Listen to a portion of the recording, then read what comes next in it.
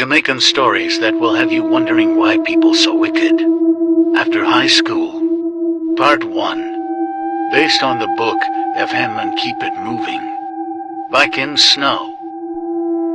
A couple of girls graduated from the convent of Mercy Academy Alpha in the year 2007. They both had their qualifications and the future looked bright.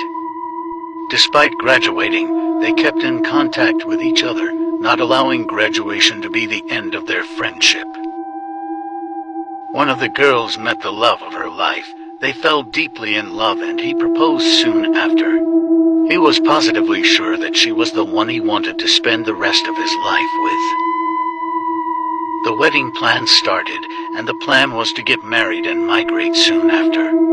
The bride-to-be was both excited and anxious. In September 2016, roughly 3 weeks before her wedding, her friend, let's call her Alyssa, invited her to Mass Camp for a footloose party. The night seemed to be going very well. They enjoyed the night just fine, but at one point, Alyssa offered the bride-to-be a spliff. The bride-to-be trustingly took the spliff, saying what the heck, her wedding was close by anyways. She noticed that Alyssa and her friend wasn't smoking the same spliff, but she brushed it off because she trusted her. That night when she got home, she felt completely different. Little did she know, it would change her life forever.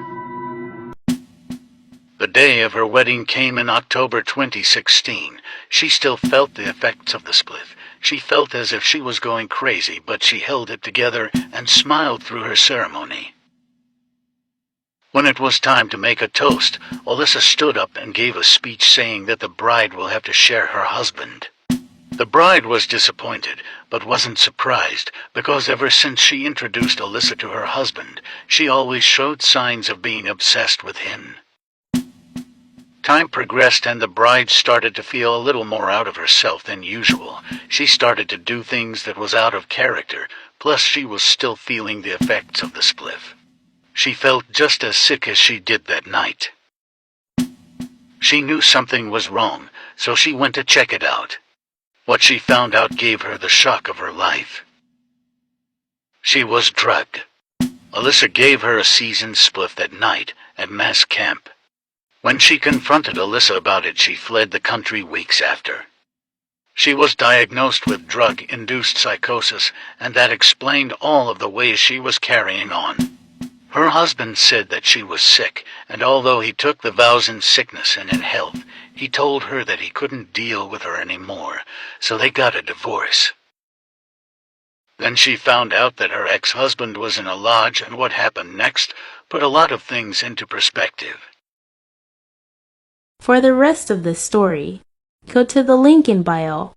The book is called F.M. and Keep It Moving, and it is based on a true story.